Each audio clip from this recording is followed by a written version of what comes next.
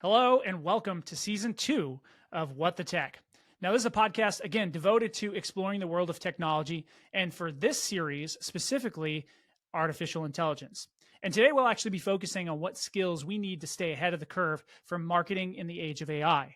Now, my guest today is Tony Bumanglag. He's an expert in AI technologies for digital marketing and AI. We'll actually be discussing the top 5 AI skills that are essential for success in 2023 and beyond. So let's get right into it. Tony, let's go.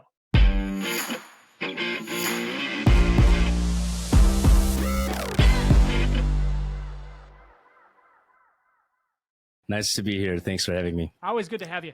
I'm curious, if you were to create an AI version of yourself as an animal, what would it be? Oh man, that's a tough one because I have so many different animals that I wish I could be. But I think I would actually pick my dog. He's Your dog? Yeah, my dog. He's a Chihuahua Shepherd mix and a Terrier mixed in as well. So he's just got this like big personality, but he's so smart. And I wish that, sometimes we could just channel his intelligence to do like smarter things instead of actually like working against us. He's pretty stubborn. So, but I feel like that'd be really cool to have kind of like a way to, communicate with, my rescue pup. So I love it. I'm a huge animal fan. I got a cat problem in my house. So, and I've had dogs, a lot of dogs over my life. Don't have one right now, predominantly because I travel too much to like take care of it. And so we were spending a ton of money on our pup. But yeah, man's best friend as like an AI alternative of ourself. I like that a lot. Yeah, just get them to the next level. That'd be awesome. That's right. So I know we're going to jump in here, but I specifically want to talk about just conceptually what AI has done to marketing, and specifically how that has kind of helped you frame your ideas around what those top skills in leveraging AI would look like, specific to marketing. So I want to give you an opportunity just to kind of set the stage for where AI is making the biggest impact in the marketing departments inside of companies, and then specifically, what are those top skills you think are necessary to take you into the next age of marketing? Yeah, absolutely. I think the biggest impact for AI in marketing is efficiency. We all have been there where we're just in that content marketing hamster wheel where we're just creating content, pieces of content after pieces of content, either blog posts or videos or whatnot, ebooks and white papers. And obviously AI now just changes the game in terms of speed and how to get those executed.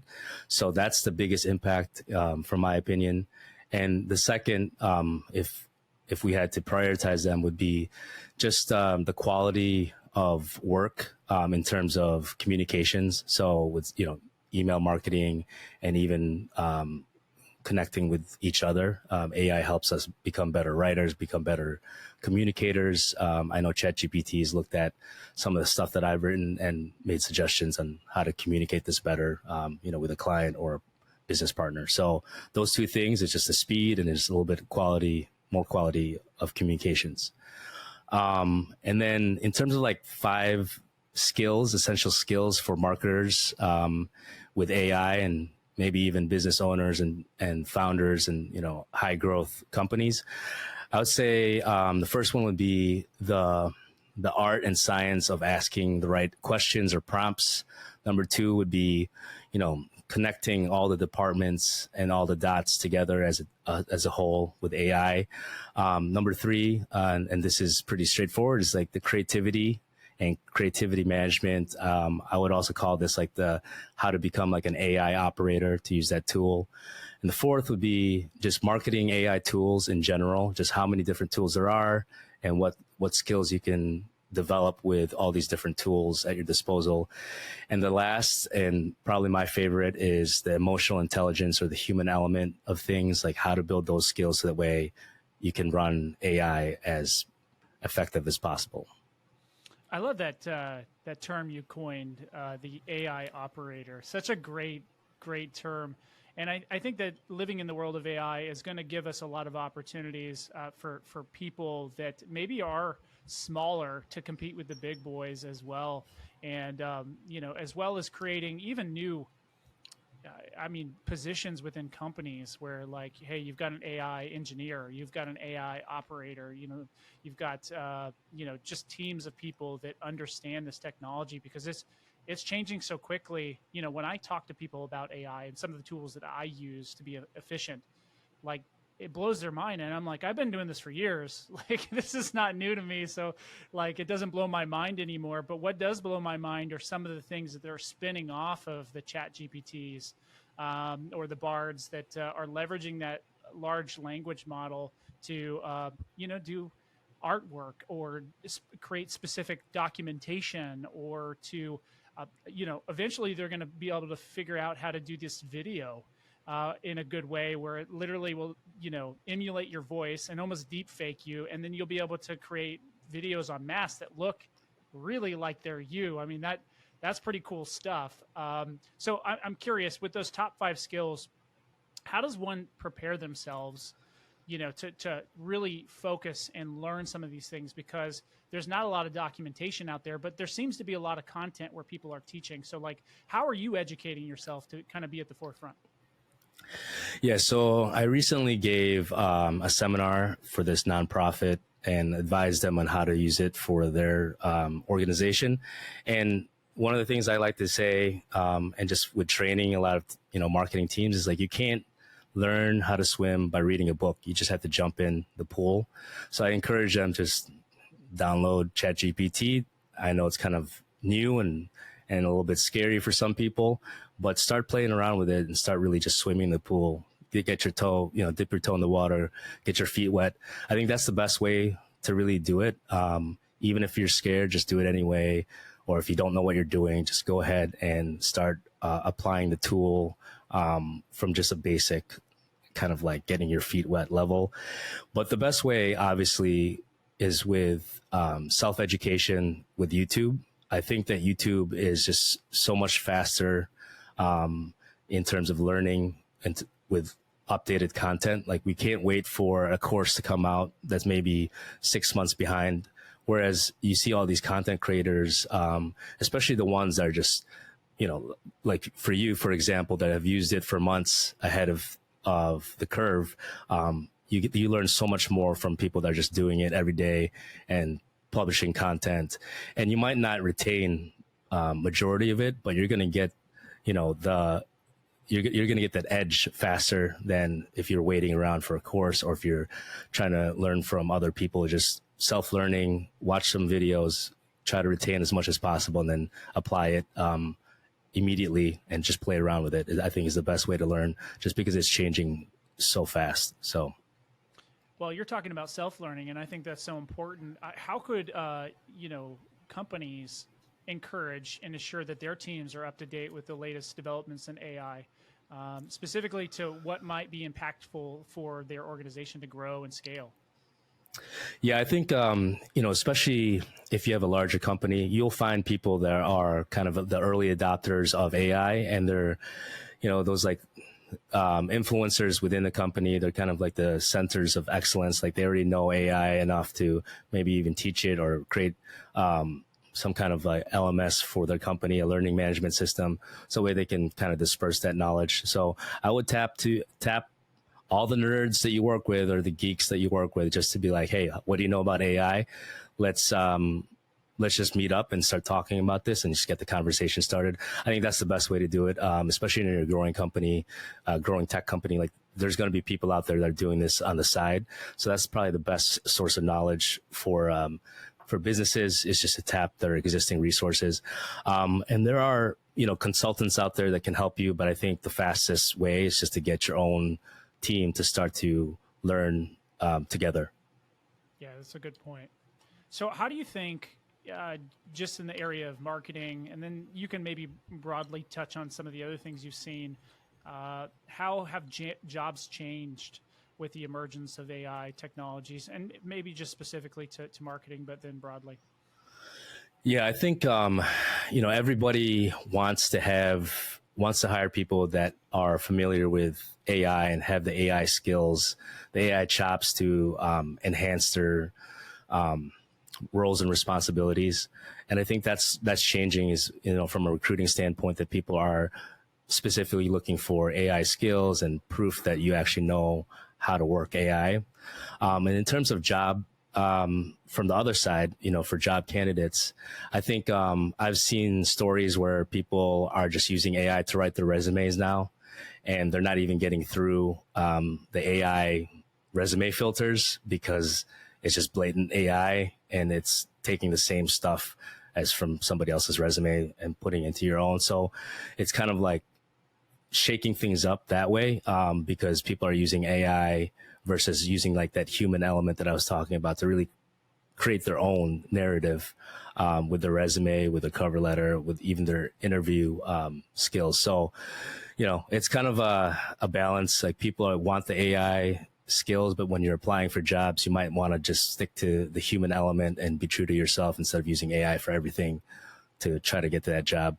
But I think in general, I think, again, at the end of the day, it's about the human element. It's not AI selecting and interviewing, not yet, at least, candidates. So we still have to make sure that AI is just that tool to get us more polished, more presentable for that job, versus trying to create this story that's not necessarily, focused on the human element.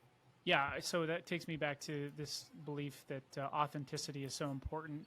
And I do think there's some scary parts of the AI, and I'm not even talking about like Skynet sort of stuff. I'm thinking like, if people don't know how to be creative or to think critically about things, I think they're never going to or use that or be able to develop that, or be comfortable putting themselves in those uncomfortable situations if they leverage it too much. So I think you still have to be able to work on some of those skills, but never forget the fact that you'll be left behind if you're not applying AI where you should, right? Especially for efficiency purposes. And I've heard people say, "Hey, AI is great when you're thinking of, hey, I'm challenged right now because I kind of have writer's block. I feel like I've written the same thing maybe over and over again about what it is that we do for organizations, or our company does specifically for our target market." So it can really help with those to provide maybe some different perspectives or ideas. But at the same time, I do think it's really important that you continue to develop those other interpersonal skills that are necessary just to interact in our world. Because I think the more we see AI becoming a part of just day-to-day processes, the more I think people will value that in-person kind of communication, as well as, like we talked about how powerful video will be, because you may be able to write a script, with AI, but to put yourself out there and actually be personable and, maybe funny or likable or credible, like all the things that you need to do business in this world are still skills that you have to practice. So as good as AI might be at, creating that script, you still have to be able to deliver it in a meaningful way, right? Absolutely. Right. Yeah, you still have to have that human element. You still have to have that skill set. So that way you can really, you don't want to be falling behind, like you said. It's funny. The other day, my wife sent me an email, and she's, a business leader, and she got an email about sales, a follow-up sales letter. And in the body was brackets like insert case study here. And she just was like, this is hilarious. This has got to be ChatGPT writing the sales copy for this sales guy that has not left me alone. And every email that he sends, and it's probably in a sequence, it's like, insert, branding here, insert company name here. It's like, this guy probably just got too complacent and felt the efficiency of AI or ChatGPT or whatever tool he's using. And now he's falling behind. He's not even, putting his reps in, his daily reps in. He's not getting stronger. He's just using the tool as a set and forget, and it shows. And, some people will be aware of it enough to correct that and say, okay, I got to balance it out. But others will just start using it without even noticing. So I thought that was really funny and interesting, because I think there's going to be a lot of people that's what happens to them, is just that they fall behind because they're not putting in those reps. So Yeah, those would be, perfect practice makes perfect. Right. Is what some of my coaches used to say, and that would not be perfect practice. So No. you're leveraging a tool. It's like taking a screwdriver when you need a hammer. Like that's not going to do the job, right? No. Like that's not going to nail the thing to the wall. So I would argue that a part of developing the right skill set with AI is using it properly from the get go. And I do think testing and trying things, but you have to proofread it. We talked exhaustively about the hallucinations that AI can have sometimes. Like if you're not checking it, it could sound like gibberish, just complete crazy nonsense if you're not careful. So I do think it's important that as you're building your skill set, that you're checking the work that you're doing. You're not just using it for efficiency's sake. You're actually checking it. Yeah, exactly. And it sounds so simple, but I think that's what happens, is that people just, assume like it's good, and then they ship it out, and then they don't even do like the most basic proofreading. So yeah, it's funny. Hallucinations will sneak in there, and you'll get some wacky surprises. So, yeah. And another thing I just wanted to mention, I was also talking to this tech guy who flies a lot of custom drones, and he's talking about drone racing, and he said that AI is even taking over drone piloting, and that they ran a race with a drone pilot, like one of the best guys in the world, versus an AI pilot, and the AI pilot won after learning how the top pilot was flying, and just basically took over the whole race. So I thought that was like super scary, kind of like Skynet stuff, that I'm like, I can't believe that's possible. But there you go. Like that's the efficiency of, learning how AI can really take something and put that output out there, but they still had to train it with the top pilot. So that's that human element again coming back into play. So yeah, great point. Yeah. I read something when I was in San Francisco just a few weeks ago, that they were just now releasing some of the AI-driven vehicles that were there, and literally there were people out there protesting it, trying to make it crash into things. Like that's just ridiculous to me, because the idea is they're trying to make it safer. Like one of the most dangerous things our teenage kids can do. And I get it, it's a rite of passage, but one of the most dangerous things they can do is get in a car with another teenager.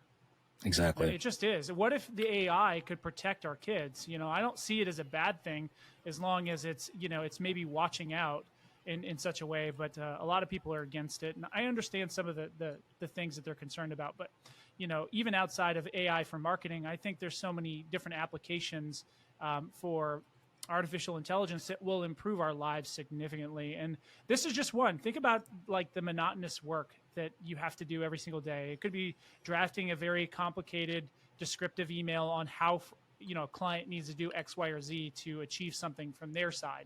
And what if you could take all of that and you could use AI to create a simpler way of sharing that information with your customer, right? That's a perfect example of how to do it. One last thing before we close things up here. What advice would you offer someone who really wants to build their career in AI, specifically in the marketing arena? Yeah, I think in terms of building your career with AI for marketing, I think demonstrating your skills in terms of building out really high quality content, either from video or blog posts, or content in terms of ebooks, and using that as kind of like a lead magnet to build a wide, high quality audience.